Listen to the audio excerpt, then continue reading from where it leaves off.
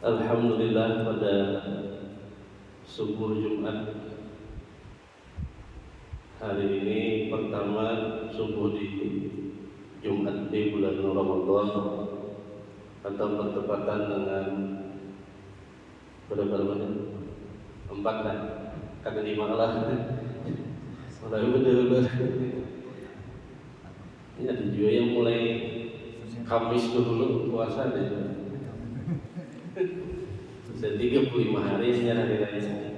Kita alhamdulillah diberikan Allah kesehatan, keafiatan sehingga bisa melaksanakan sholat subuh berjamaah di Masjid Az-Zikra ini. Sholawat serta salam terhatur kepada junjungan kita Nabi Muhammad SAW, pada para sahabat, para zuriat, para keluarga Rasulullah, tabi'in serta orang yang istiqomah mengikuti jejak langkah Rasulullah hingga yaumil kiamah. Semoga kita mendapatkan syafaat oleh Rasulullah di dunia dan di akhirat, amin ya rabbal alamin. Kita lanjutkan pembahasan mengenai hadis-hadis tentang puasa. Rasulullah bersabda, "Lis-shaimi farhatani, farhatun 'inda iftarihi wa farhatun 'inda liqa'i rabbih." Bagi orang yang berpuasa itu mendapatkan farhatani, 2 kesenangan, yaitu kesenangan ketika berbuka. Nah, makanya bila berbuka itu biar ibaratnya itu apa namanya, makanan yang biasa aja, tapi karena lapar semua nyaman ya Allah.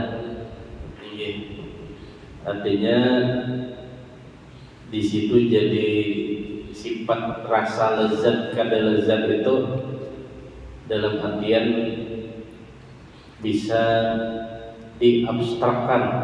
Kenapa? Karena memang kondisi kita seharian berpuasa. Makanya pada saat berbuka itu adalah kebahagiaan yang pertama. Yang kedua adalah wa farhatun 'inda liqa'i rabbih, kesenangan ketika bertemu dengan Tuhan. Nah, jadi kita berpuasa ini sebagaimana yang pernah ulun sampaikan di awal, bahwasanya jangan hanya dilandaskan niat hendak diet saja, hendak kurus saja puasanya, atau bahasanya itu dengan berpuasa ini mudah-mudahan apa artinya menghemat pemakan di rumah aja. Artinya daripada makan terus 3 kali sehari lumayan. Nah, pakai kata lumayan ya, lumayan bulan puasa menghemat. Nah, ini niat yang salah. Padahal Allah memberikan 2 kebahagiaan di dunia dan akhirat, yaitu di dunia saat berbuka, di akhirat nanti saat bertemu Rabb kita. Jadi sebagaimana pintu orang yang berpuasa ar-rayyan, mudah-mudahan kita yang ikhlas berpuasa ini, karena dilanjutkan dengan mengamalkan puasa-puasa sunnah, kita mendapatkan kebahagiaan nanti menerima balasan atas pahala puasa kita. Karena kata Allah bahwasanya puasa itu diberikan ganjaran unlimited karena Allah langsung yang membalasnya. Rasulullah bersabda, "Likulli syai'in babun wa babun ibadatis shaum."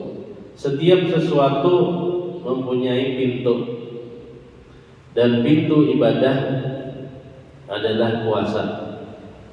Jadi dengan berpuasa ini kita mudah beribadah yang lain, sampai-sampai dikatakan naumus shaimi ibadah, tidurnya orang yang berpuasa itu ibadah. Jadi barakat berpuasa ini nang lain-lain itu jadi beribadah. Contoh, kalau ada puasa, bahasanya duduk di masjid bila kada ingat membaca niat i'tikaf bisa jadi kada bernilai ibadah. Tapi karena kita duduk di masjid, bahkan mungkin di pinggir jalan sambil berzikir, atau mungkin kita sambil mengunjun karena kita berpuasa menunggu buka puasa. Tapi jangan sambil mengunjun sambil berokok. Ini sambil mengunjun aja berokok-rokok sambil menunggu buka puasa aja. Salah nih kan. Jadi akhirnya pengunjung kita itu karena ibadah, karena kan mulai subuh sampai maghrib kita dalam rangka berpuasa, sehingga perjalanan kita ke kantor jadi ibadah. Kita kuring, nah tidurnya orang berpuasa jadi ibadah.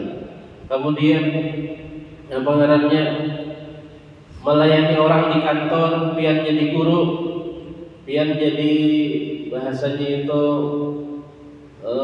jasa apapun, atau mungkin menolongi orang, jadi double ibadahnya. Ibadah menolongi orang dan dalam rangka masih dalam rangka ibadah puasa. Jadi bahwasanya pintu ibadah itu adalah melalui berpuasa. Makanya beruntunglah kita yang bisa menjalani bulan Ramadan ini, karena semua amalan kita di bulan Ramadan ini dinilai ibadah oleh Allah Subhanahu wa taala.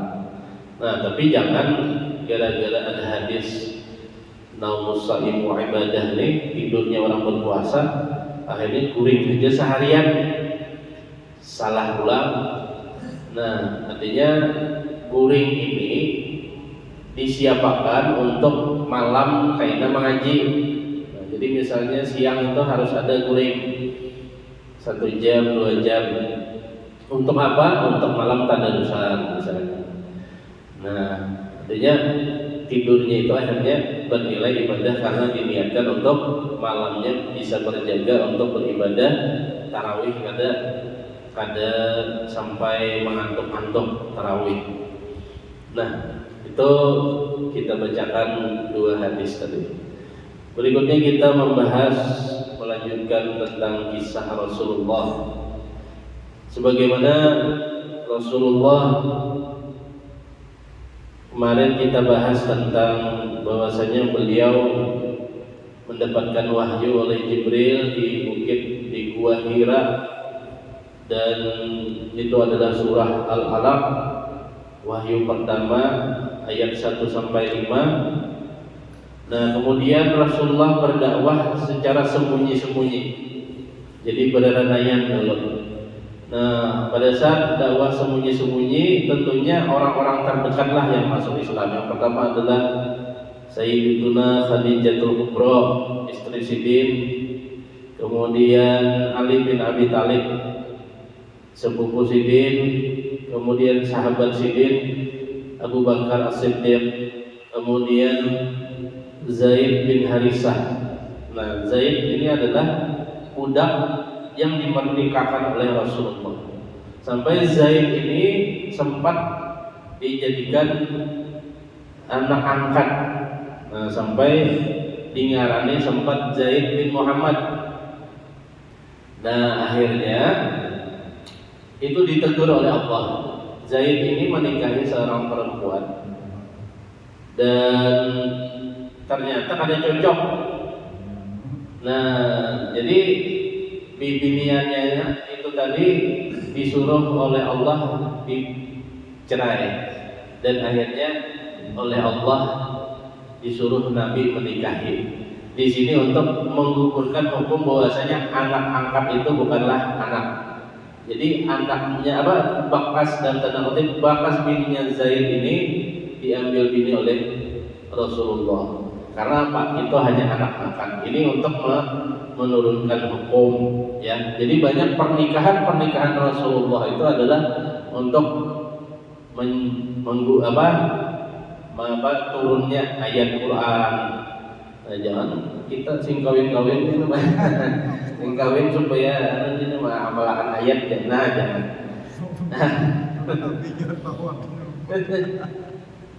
Nah, jadi Zaid ini sempat ingin diambil abahnya, tapi karena dia merasa nyaman dengan Rasulullah, akhirnya Zaid bin Harithah ini tetap bersama Rasulullah menjadi pembantu Rasulullah. Ya.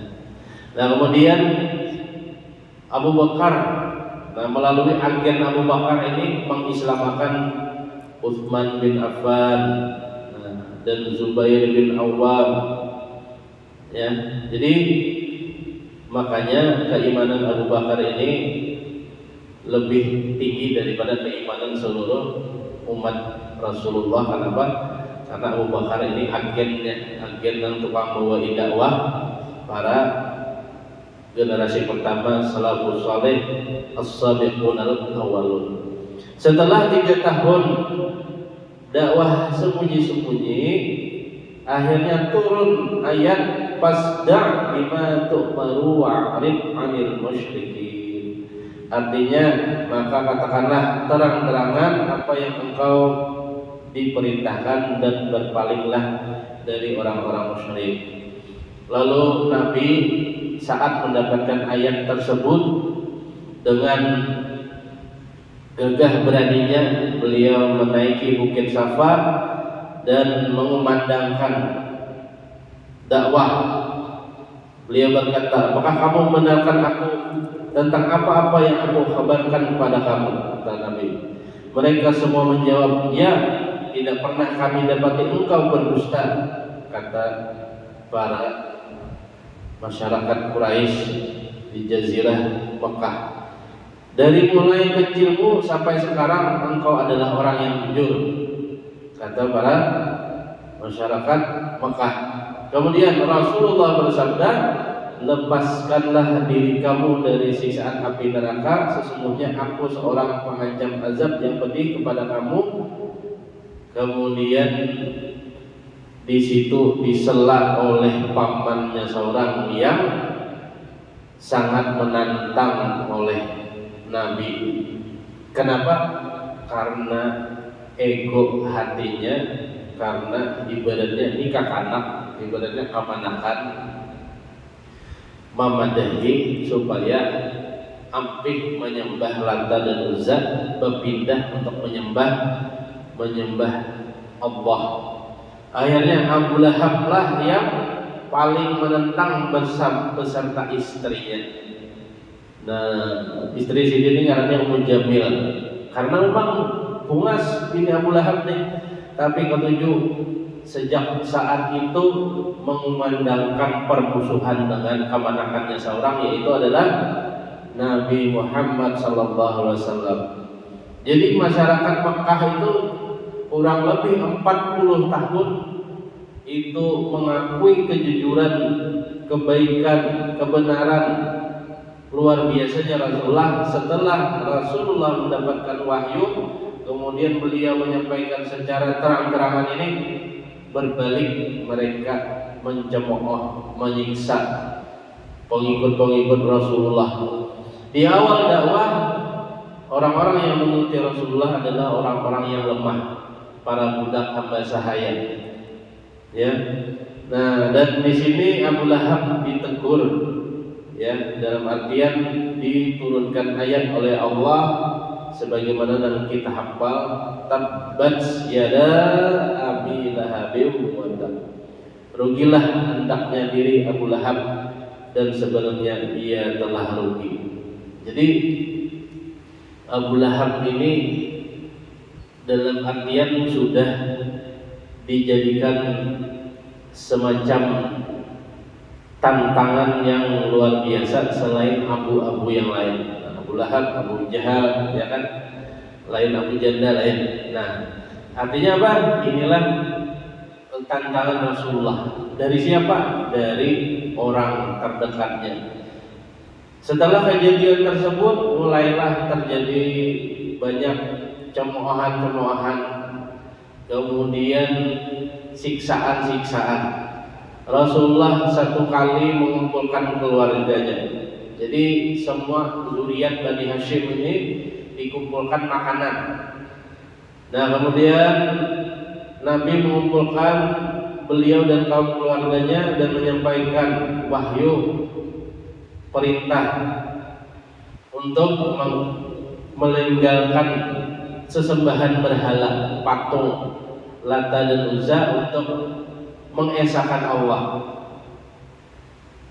Lalu pada saat diundang makan makanannya, tapi pada saat habis itu Rasulullah mendakwah, menyampaikan tentang tauhid, langsung bubuhannya menertawakan, langsung mereka mengancam.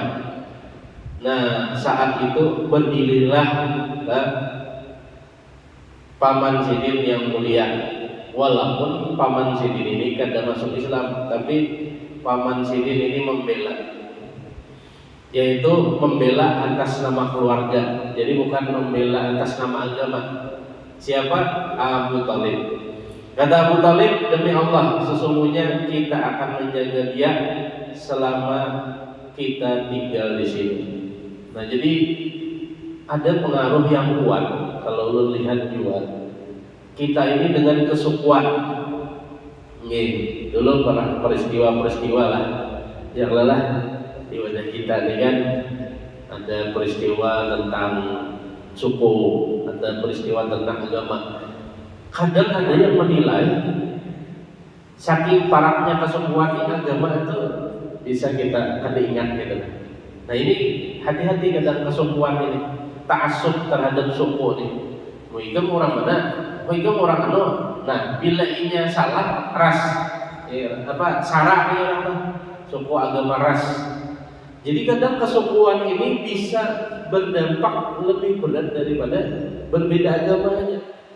Kadang lain blok, lain geng, lain suku bisa dibesar-besarkan mengalahkan yang namanya agama. Nah, di dalam kondisi masyarakat jahiliyah ini, mereka itu sangat mengagungkan kesukuan tadi.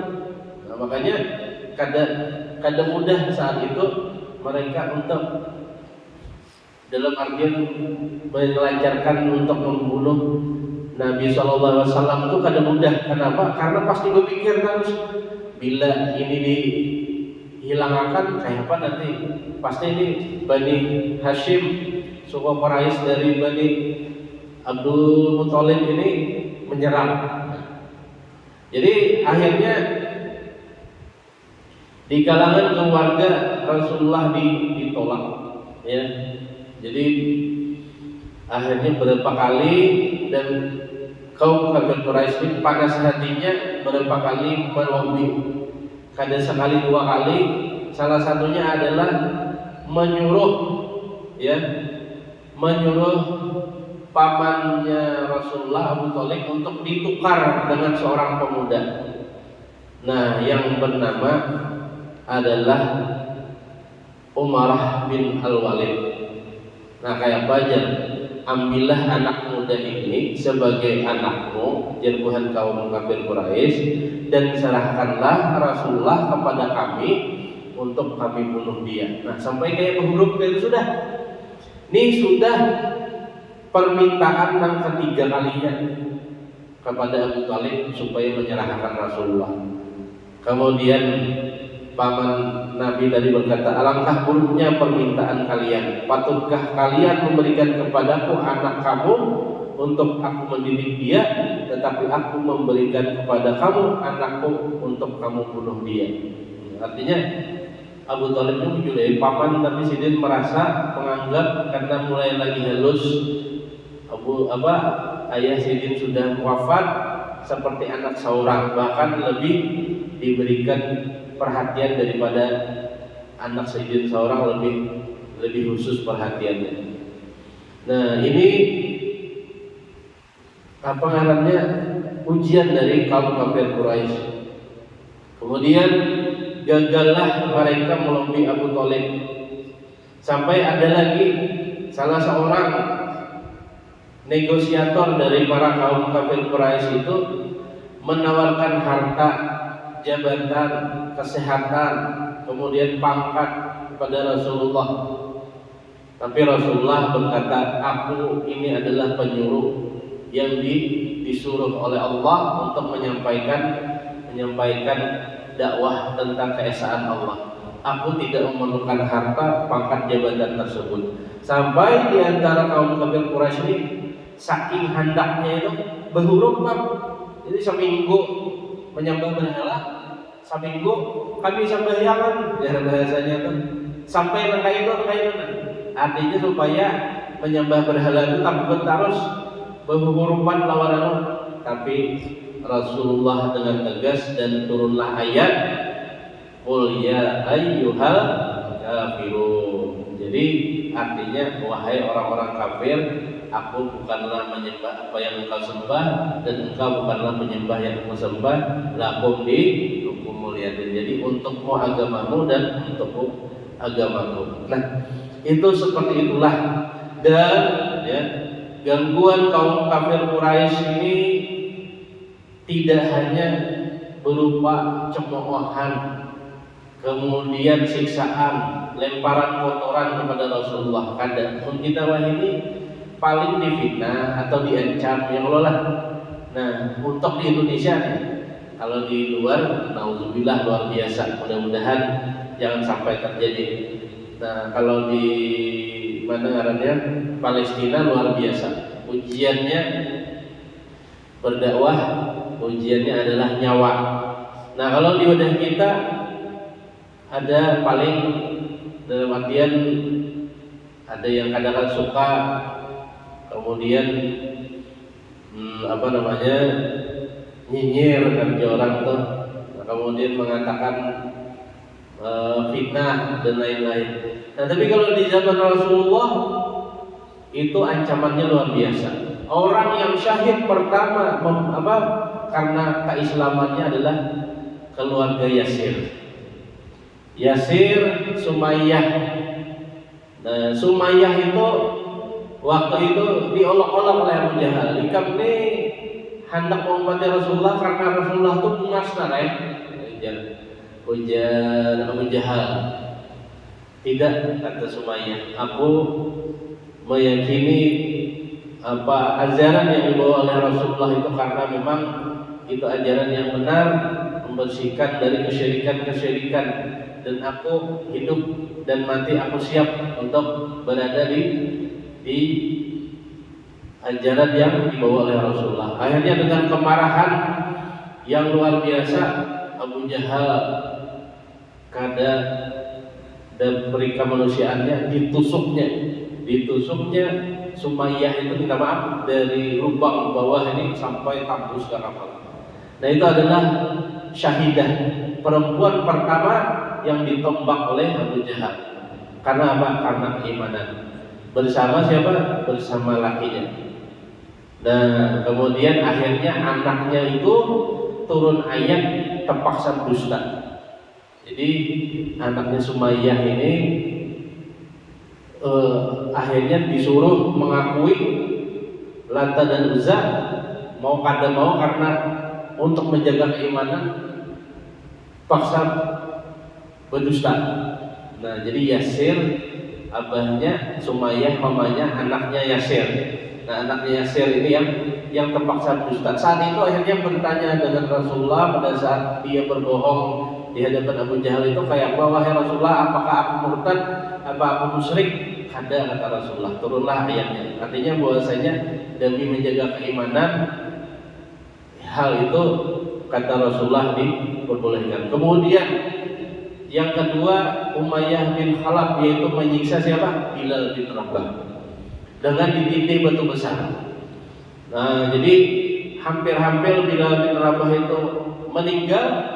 Tapi saat itu Abu Bakar yang saat itu punya harta berlebih bisa membebaskan Bilal bin Rabah dengan saat itu waktu itu 5 dinar. Sampai-sampai Umayyah bin Khalaf, seandainya 1 dinar pun aku jual pada bapak, karena ada artinya juga budak hitam legam ini, kata Umayyah bin Khalaf. Tapi kata Abu Bakar Al-Sulit, seandainya ikan untuk jual 100 dinar pun aku tukarin, jangan Abu Bakar. Jadi saking Abu Bakar ini hendak mengolok-olok dia Umayyah bin Khalaf, tapi budak hamba saya Bilal bin Rabah ini sudah dimerdekakan. Maka Bilal bin Rabah ini menjadi mulia di Islam. Nah, kenapa? Dulunya budak tapi mulia. Bahkan Bilal bin Rabah ini sampai-sampai oleh Rasulullah sudah terdengar terompahnya di surga. Kenapa? Karena beliau suka melaksanakan sholat 2 rakaat setelah berwudu. Jadi sandalnya Bilal itu sudah didengar di surganya Allah. Karena apa? Karena ketujuh melaksanakan sholat sunat wudu. Nah, kemudian terakhir, gangguan kafir Quraisy terus berlanjut dan akhirnya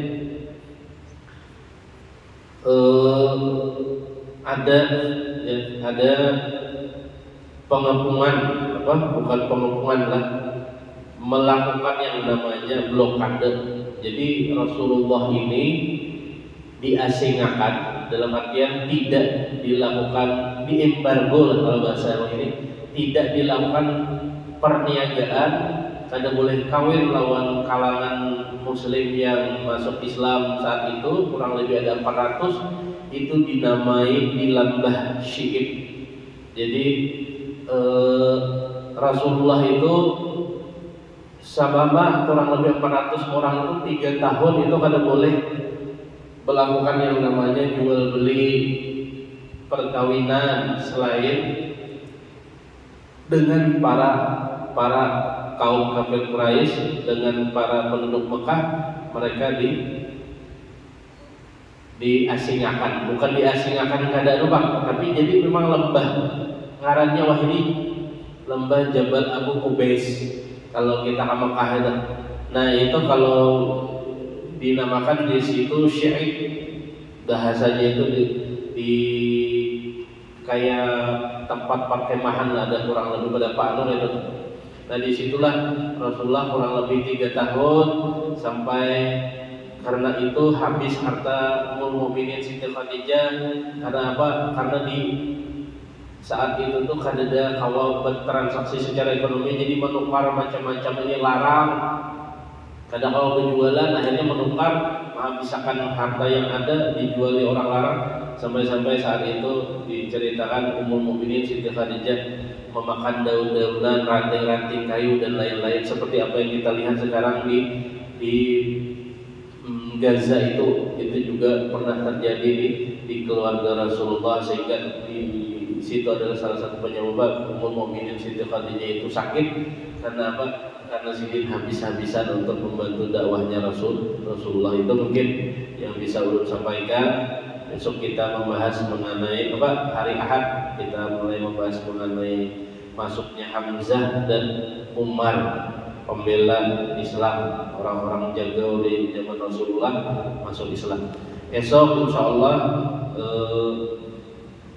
Ustadz dari Mesir yang mengisi Damai Indonesia di TV One akan hadir di masjid kita pada subuh. Jadi mudah-mudahan jemaah bisa berhadir dalam rangka menyampaikan kondisi terkini tentang Palestina yang bernama Syekh Ahmad Al-Misri. Beliau adalah alumni Al-Azhar, kemudian pengisi acara Damai Indonesia TV One dan pembina Asosiasi Ruqyah Syariah dan juri Hafiz Indonesia tahun 2020 dan 2021. Nah, mudah-mudahan kita bisa berhadir. Kalau ada yang berniat berinfak berapapun nilainya, tahan aja dulu, esok bawa. Nah, kenapa? Karena insya Allah itu untuk saudara-saudara kita di Palestina. Subuh isyak pada subuh sini saya jadi imam di sini. Itu aja mungkin dari ulun. Billahi fisabilillah hadanal majmu'in. Assalamualaikum warahmatullahi wabarakatuh. Innallaha malaikatahu yusalluna 'alan nabi ya ayyuhalladzina amanu sallu 'alaihi wa sallimu taslima.